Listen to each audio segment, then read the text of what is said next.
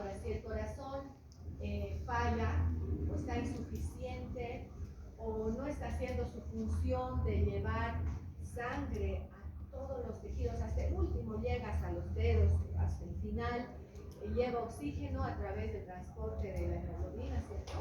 Que se carga el oxígeno, va, deja, recoge dióxido de carbono, va a los pulmones, se carga de nuevo de oxígeno y de eso nosotros dependemos.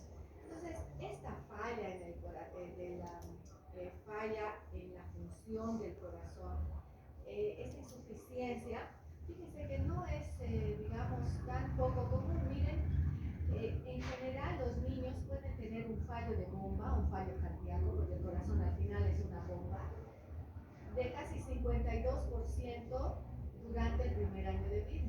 Miren que casi el 80% de niños con una insuficiencia cardíaca no llegan a cumplir 5 años, se mueren antes. Y si tenemos niños hospitalizados con insuficiencia cardíaca o fallo cardíaco, 7.3% de esos niños se van a morir. ¿Y qué es lo que pasa en general con los niños? En realidad no es como en el adulto, ¿no? Que el adulto, ¿qué es lo que pasa con su corazón generalmente en un adulto?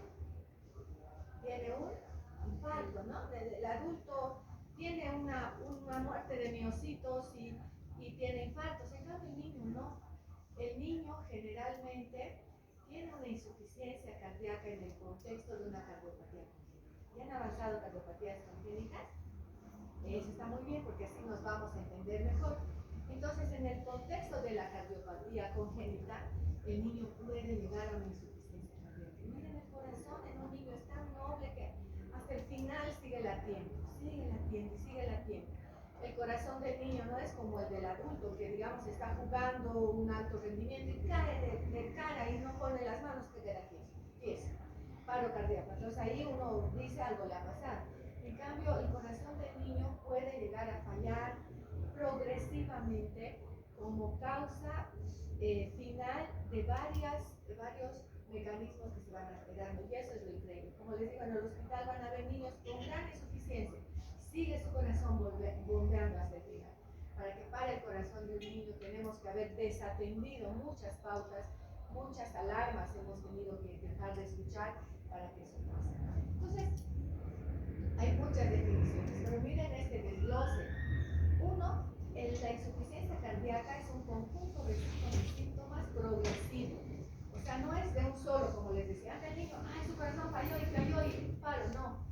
Sino es algo progresivo. Por eso es de que nosotros como médicos, ustedes, y nosotros peor como pediatras, tenemos que aprender a descifrar y atender a un niño grave, o sea, reconocer al niño grave, reconocer sus características. Y ustedes también al año, nosotros los dejamos y les decimos, vas a vigilar a este niño y le vas a controlar su frecuencia cardíaca, su presión arterial, su frecuencia respiratoria.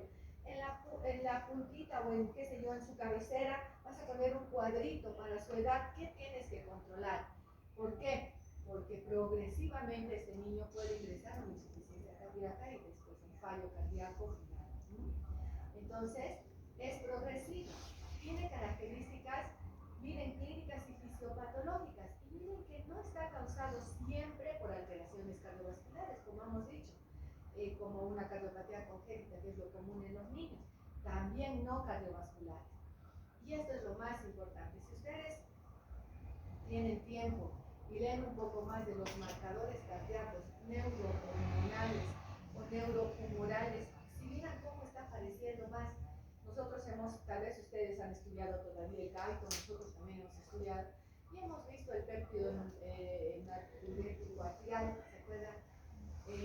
La norepinefrina, la aldosterona, pero hay muchísimo más péptidos natriuréticos del cerebro, ciertas otras sustancias que están estudiando que pueden marcar la insuficiencia cardíaca, ayudarnos al manejo. Y es increíble cómo hay nuevos artículos que están escribiéndose acerca de esto. Entonces, nuevamente, síndrome progresivo, que tiene características clínicas y fisiopatológicas. Puede ser causado por alteraciones cardiovasculares y no cardiovasculares. Y se asocia a estas alteraciones neurohormonales que cuando están activadas nos da chance a nosotros medir algunos datos para poder dar pronóstico y para poder hacer el manejo. alteraciones circulatorias y cambios moleculares que producen deterioro progresivo del corazón y muerte prematura de células vitales. Entonces, fíjense, la definición ustedes pueden, digamos, parafrasearla en una hoja entera por todas las características que tiene. Hay un libro antiguo, nomás casi de unos 8 años o tal vez 9, hace tiempo, de cardiología pediátrica, decía que es bien importante tener en cuenta algunas cosas, como por ejemplo, plurietiología. Diferentes patologías pueden determinar la aparición de la insuficiencia cardíaca. Entonces, eso hace de que nosotros podamos considerar a esta como una unidad independiente para ser analizada. 2, compromiso multiorgánico. No es que solo se compromete el corazón y solo se enferma el corazón, sino que afecta al sistema vascular periférico. ¿Se acuerdan del gasto cardíaco, de la resistencia vascular periférica? Otra vez del sistema neurohormonal, el riñón, el sistema renina, angiotensina, aldosterona, todos se incluyen en el calcio. Vamos a mirar un cuadrito que les voy a poner para que estudien, que tiene mucho compromiso, muchos ingresan a, digamos, jugar un papel importante en lo que es la insuficiencia cardíaca. Y tiene diversidad de síntomas, por eso es un poco difícil que nosotros podamos ver a un niño y decir, no, estaría dando insuficiencia cardíaca. ¿Por qué? Porque disnea y fatigabilidad pueden ser también síntomas de la parte respiratoria. Como ustedes tienen insuficiencia respiratoria, el niño tiene disnea, tiene fatigabilidad, o sea, está fatigado, hasta para lactar está sudando, para cosillas que tiene que hacer para su edad no está pudiendo hacer. Entonces, son características, ¿no? Disnea, fatigabilidad, congestión venosa, retención hídrica, que forma parte de los síntomas. Y si nosotros agarramos cada uno de esos que sea colores, van a ver ustedes que hay diferentes órganos o diferentes sistemas que van a tener síntomas en este lugar. Y miren, una progresión temporal. Y aquí está que independientemente del daño cardíaco, la respuesta exagerada de qué sistema, que les digo que estudia, el sistema neurohormonal puede ser el factor determinante de la pendiente de la progresión de la enfermedad. Entonces, fíjense, hace 9 años ya se escribía estas cosas y ya no solo era como yo, por ejemplo, he hecho mi cuadernito, ¿no? Insuficiencia cardíaca izquierda, insuficiencia cardíaca derecha, ¿verdad? Uno que tiene disnea y el otro a grandes, medianos esfuerzos. Yo imaginaba uno peinándose, agitado, muy poco esfuerzo. Uno que está caminando a la escuela o al colegio, ese era un mediano esfuerzo, ¿de acuerdo? Y uno que no tiene síntomas, entonces yo imaginaba así, pero ahora es mucho más que eso, ¿no? Mucho más que izquierda, que derecha. Vamos a mirar que hay ahora otros conceptos. Entonces, en los niños, como les decía, las causas de insuficiencia cardíaca básicamente son en los niños que sufren cardiopatías congénitas. Y ustedes han debido estudiar en este tema que hay cardiopatías congénitas con un shunt que se llama o un flujo de izquierda a derecha, de derecha a izquierda, una alteración a la salida, las grandes estenosis que hace que el pobre corazón esté tratando de sacar sangre por un infundíbulo pulmonar estenosado, una aorta estenosada, una coartación, saca todo y aquí se tranca, ¿no? Entonces, esa alteración de los flujos en las cardiopatías congénitas por orificios que no se han cerrado, por conductos que están todavía permeables, por tabiques que están alterados, eso hace de que al final del camino el niño pueda tener un fallo de corazón. Y miocardiopatía. ¿Cuál es la miocardiopatía más común en nosotros? Que a todos nos hacen testeo de eso. El corazón se agranda. Miocardiopatía dilatada, entonces los sistemas de conducción se estira, el corazón se estira, ya no pueden pasar el latido, digamos, ¿no? Y tenemos niños o adolescentes en este caso con frecuencias cardíacas muy gratificantes, muy lentos. Loop, y desde el loop no pasa el otro ya, y está 20, 40 y necesitan marcapasos, ¿cierto? Entonces, esas miocardiopatías a la larga obviamente también van a lastimar todo el corazón y todos estos sistemas que se van a ir despertando van a ser también sufridos. Entonces, miren, aquí tenemos cardiopatías congénitas y miocardiopatías. Y dentro de esto hemos dicho las miocardiopatías dilatadas. Y miren, secundarias a sepsis, estrés, niños, esos grandes quemados. ¿Se acuerdan de esa noticia de los niños quemados en el agua, ¿no es cierto? Uno ha llegado, pero totalmente quemado a la emergencia. 13 años, más del 80%, y él, por ejemplo, tiene un estrés terrible, tiene como unas, miren, hemos pasado visita en la noche, grita en la noche como si algo le persiguiera y se mueve y está vendado de la cabeza a los pies, y tiene quemaduras tipo B, ABB, B, más del 80%. Entonces imagínense un niño que esté quemado y que esté en posiciones terribles, amarrado, vendado, con todo lo que pasará en su mente. Niños solamente con anemia, mire, todo esto podía llegar a alterar en algún momento el corazón. Y lo que les decía, las cardiopatías congénitas, ¿no? Las que llevan los cortocircuitos de un lado, al otro lado, del otro lado, al otro lado. Y a veces se eleva tanto la presión en los lados que no hay generalmente presión aumentada como hacia el lado derecho, le gana de pronto al izquierdo y eso hace de que al final el corazón vaya siendo vencido. Entonces, vamos a decir que la insuficiencia cardíaca en el niño tiene que ver con una alteración de la función sistólica, diastólica, una sobrecirculación pulmonar con mala perfusión sistémica y una mezcla inadecuada de sangre. ¿Qué más? Que ustedes recuerden cuando han avanzado las cardiopatías, dónde entraría cada una de ellas. Entonces, todo eso pasa en las cardiopatías congénitas y obviamente las discusiones pueden llegar a pasar en las miocardiopáticas. Entonces, aquí tenemos la etiología de acuerdo a las edades. Entonces, miren, un niño, dice el feto, incluso la pancita de la mamá, puede tener insuficiencia cardíaca, imagínense. ¿Por qué? Por anemia grave, cuando hay una hemólisis, una transfusión feto-materna, puede haber insuficiencia en el feto, en la pancita, ¿sí? Esas arritmias con bloqueos cardíacos completos, taquicardia ventricular, supraventricular, entonces algunas malformaciones arteriovenosas, tumores que pueden ya venir en el corazón, en la pancita, en la mamá, teratomas, por ejemplo, pueden causar. Entonces, miren, un feto puede tener insuficiencia cardíaca en estas condiciones. Un prematurito, aquí está, que es, por ejemplo, voy yo a la neonatología y a un prematurito le pongo mucho líquido. Acá se le digo a la enfermera, póngale, qué sé yo, 5 ml por bomba por hora de líquido. Se sobrecarga de líquido y su corazoncito falla. Entonces, una sobrecarga de líquido que es tan fácil, digamos, de manejar, pero tan difícil de darnos cuenta, puede causar en el prematuro fallo cardíaco. ¿Qué tal la comunicación interauricular, la comunicación interventricular, todas las malformaciones congénitas? En el neonato ya a término, una miocardiopatía fija. Estos niños que no sé si ustedes ya han notado, el gineco nacen meconiados, niños grandes que les dan parto, a veces llegan tal vez, no sé por qué, el obstetra, ese es el asunto con la obstetricia, ¿no? Que a mí siempre me da miedo. Es la decisión de o le doy parto normal o le operamos. Y mientras estamos decidiendo, esos niños grandes, transversales, macrosómicos, mamá que no está pudiendo dar a luz, esas, ¿cómo se llama? Que desproporciones cefalopélvicas, el niño sale, como dicen ellos, metoneado, asfixiado. ¿Y qué tal? Su corazón ahí también falla, no solo su cerebro, no solo viene después con parálisis cerebral, es una tragedia tener a un niño en esas condiciones.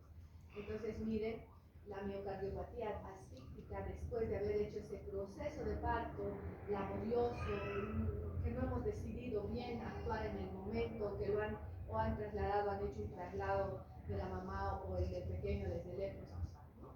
Igual, grandes malformaciones, miren esta transposición de grandes arterias.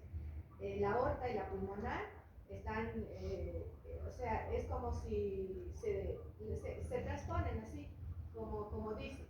Entonces, una sola circulación hay en un lado y otra circulación recontra oxigenada en el otro.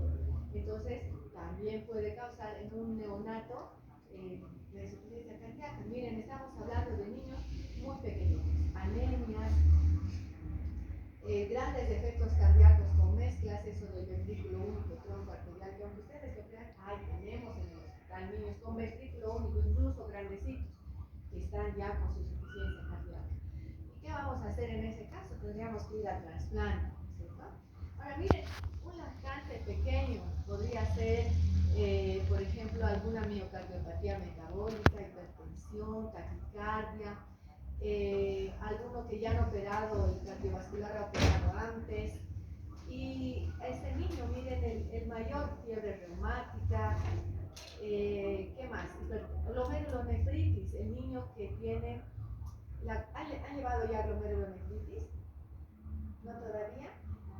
Generalmente la glomerulonefritis es post-estreptocócica, un niño que tiene una gran faringitis o tiene impétigo y se contagia justo con una cepa de estreptococo nefritógena, que después se va a ir por una reacción antígeno-anticuerpo al glomérulo y lo va a dañar. Entonces el niño tiene hipertensión, hematuria, hiperacidemia renal, etc. Entonces miren, esto también puede lastimar su corazón. Tirotoxicosis, miocarditis vírica, cardiopatías congénitas no reparadas. Entonces miren, por edades nosotros podríamos encontrar causas para las cuales el niño puede tener fallos de bomba, fallo de corazón. ¿Y qué es lo que pasa generalmente, no? Se sobrecarga de volumen el corazón, se sobrecarga de presión, hay una disfunción sistólica, disminución de la función contráctil y cambios en el sistema vascular periférico. Y de ahí viene este cuadrito, que lo tienen que estudiar con calma. Bueno, de ahí, pero cuántas cosas aquí, ¿no es cierto?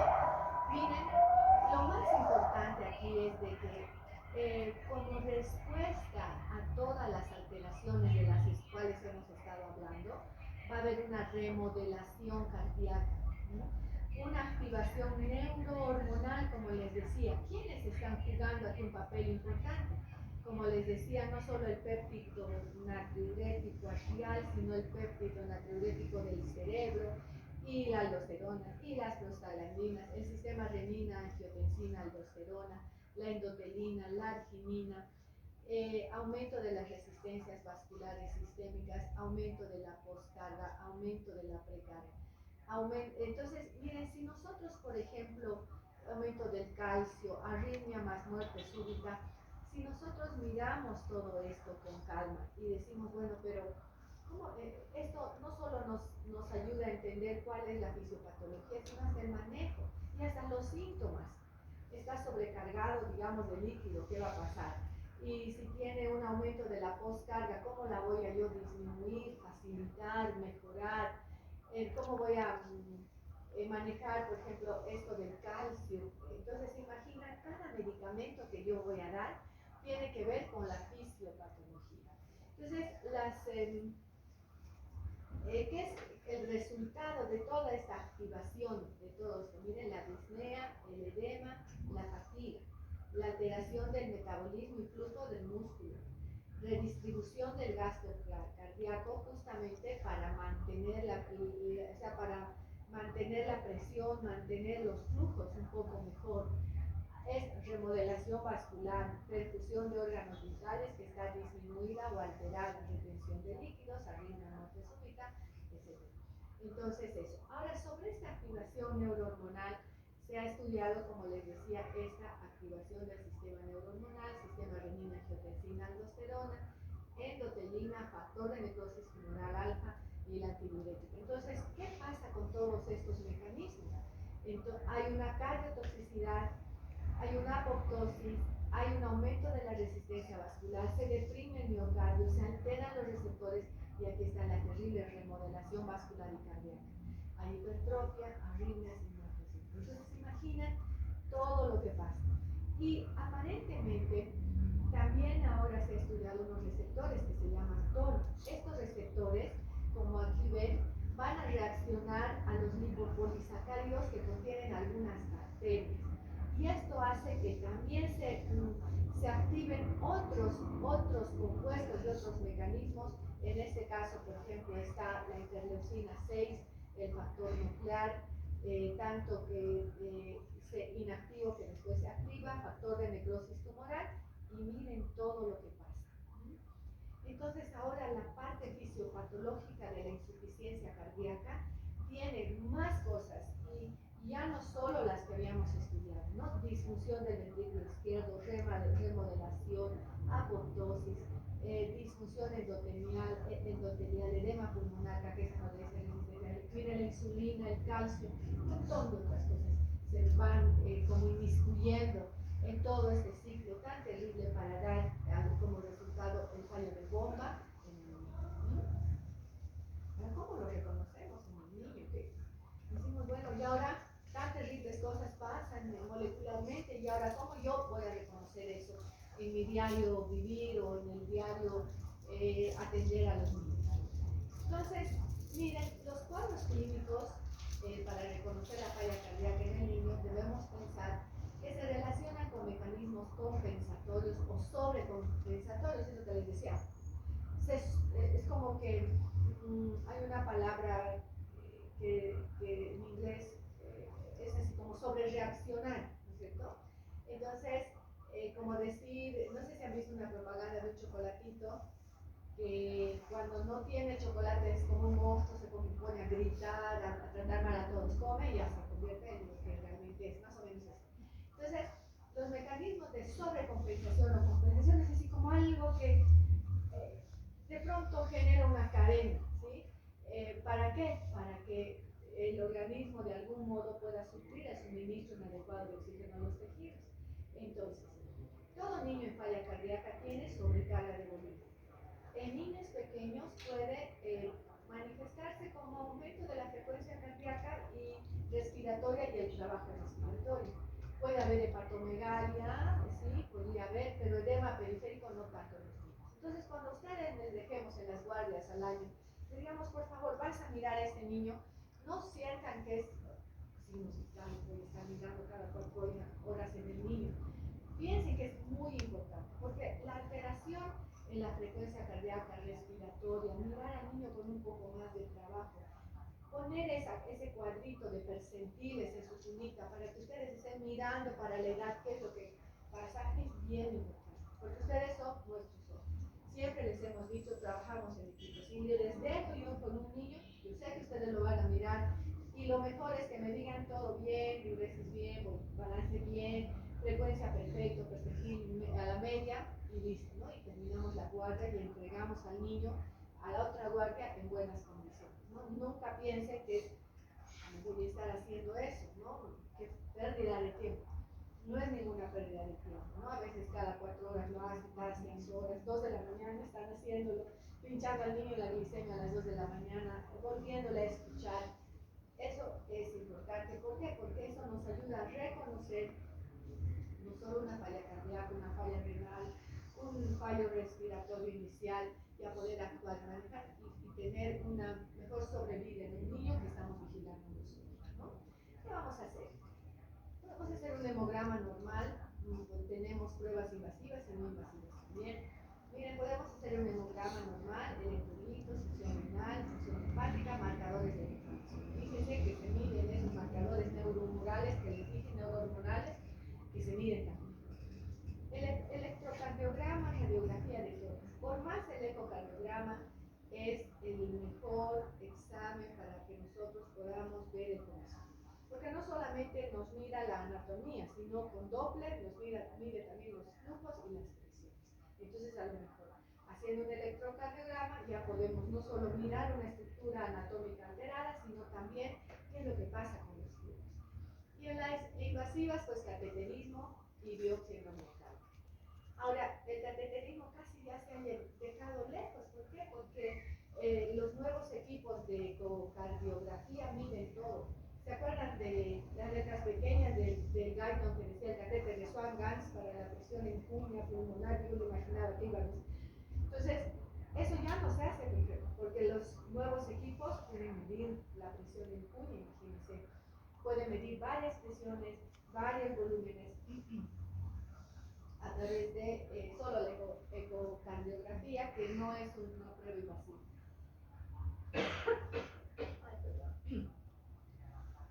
Entonces, ¿cómo estandarizaríamos? ¿Cómo podríamos nosotros decir, este niño está aquí, el otro niño aquí? ¿Cómo podríamos clasificarlos? Hay una clasificación ya hace muchos años que se llama la clasificación de Ross, modificada más o menos el 2012, y tiene para menor de 6 años y mayor de 6 años. Miren, clase 1, 2, 3 y 4, de acuerdo a las características de la sintomatología. Entonces ahí podemos encasillar a nuestro niño, uno entra en ese cuadradito, el otro en otro cuadradito, y Y de acuerdo a eso sacamos también nuestro bagaje de medicamentos o de exámenes que le podríamos hacer, ¿cierto? Entonces, por ejemplo, si un bebé tiene un tiempo prolongado en la alimentación, como les digo, está lactando, pero está sudando como si estuviese en un esfuerzo y encima ni crece, entonces esto es importante para ya clasificarlo en clase 3, por decirlo, ¿no? Y sudoración en reposo, no está haciendo nada y está sudando y está, por apenas ustedes lo escuchan y dicen, no, algo está mal con este niño, una frecuencia muy alterada, está con aumento de trabajo respiratorio, no parece ser una neumonía, entonces nos vamos a qué podría pasar, por ahí es una cardiopatía congénita que no nos hemos dado cuenta y está alterando el corazón.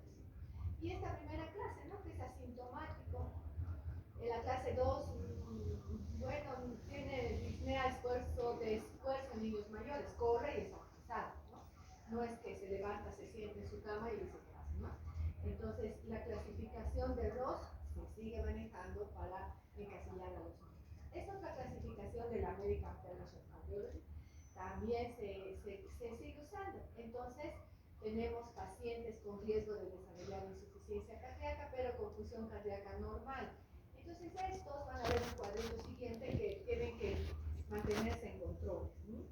Este otro paciente con función cardíaca normal y anomalía estructural sin síntomas. Otro que también tiene que salir con el cardiólogo en control. Este ya tiene síntomas de insuficiencia cardíaca y tiene cardiopatía estructural o funcional. Y otros en estadio terminal, que ya tenemos que poner en infusión continua inotrópicos, soporte mecánico y además trasplante cardíaco. Pero para nosotros aquí en Bolivia, pues nada, no tenemos cómo hacer un trasplante cardíaco a un niño. A lo mejor Buenos Aires, pero ya no nos están recibiendo, ¿no? Allá hacen trasplante de hígado, que a veces hemos mandado para que estén en lista. Pero es tan dura la vida ya de toda la familia que se va con el niño, que a veces se vuelve cuando ya están en lista, cuando ya van a recibir el hígado. Y ahorita que Argentina también está recuperándose, ya no nos han recibido pacientes. Entonces, para nosotros llegar, decir, va a necesitar trasplante, ya es como decir, va a morir en algún lugar en el tiempo y hay que ser cuidadosamente.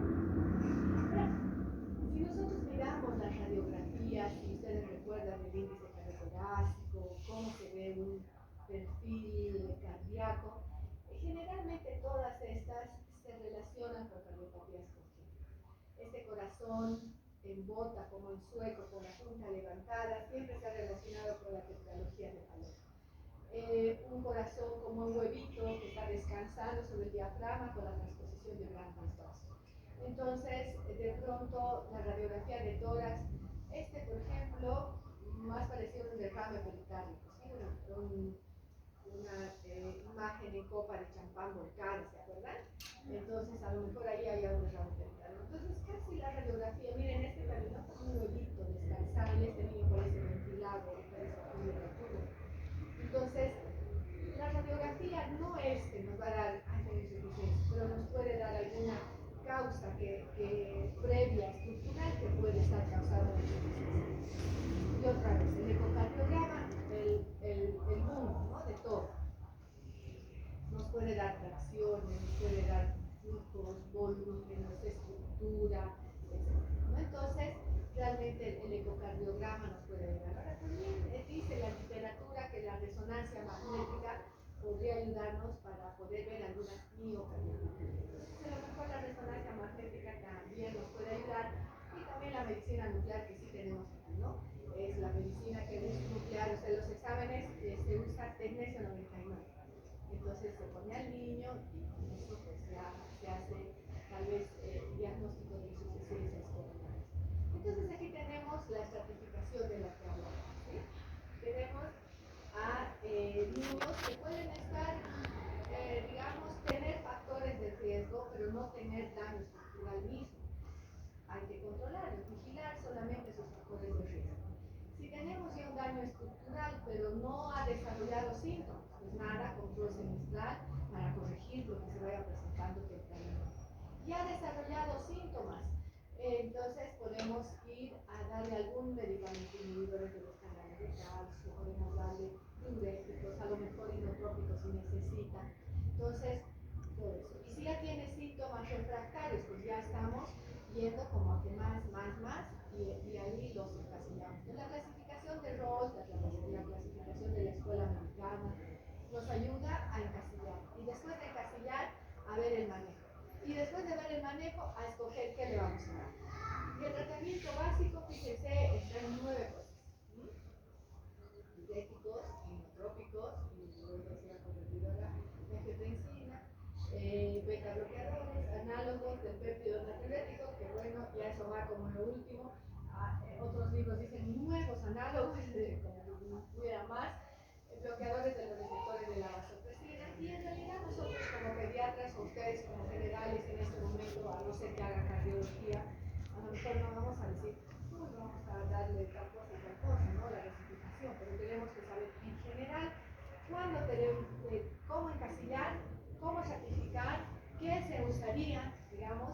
Entonces aquí tenemos algunos indicadores y aquí tenemos las fases de rescate, fases de escalamiento, fases de estabilización, fases de estabilidad. Entonces tenemos que saber tener esta idea. En el momento que nos, digamos, ustedes van a ser provinciales o les van a dejar solos en el campo, a lo mejor con lo que tienen pueden ya clasificar, estadificar y decir, bueno, voy a empezar con una fase de rescate. Si me sale bien, le voy a pasar a la fase de estabilización y voy a pasar después al cardiólogo, ¿no? Le voy a mandar a Cochabamba con lo mejor posible, lo más estable posible, no muriendo y boqueando para que llegue casi muerto, que si no es muerto, ¿no? Entonces, bien, voy a mandar así, voy a empezar con eso. Entonces, para eso sirve este código, ¿no? Entonces, con eso hemos repasado el tema de la insuficiencia cardíaca en los niños. Les voy a pasar apenas esté en la casa toda la presentación y también les voy a pasar los 2 artículos que he revisado para hacer la presentación, donde, como les digo, están justamente estos nuevos cambios y nuevos estudios.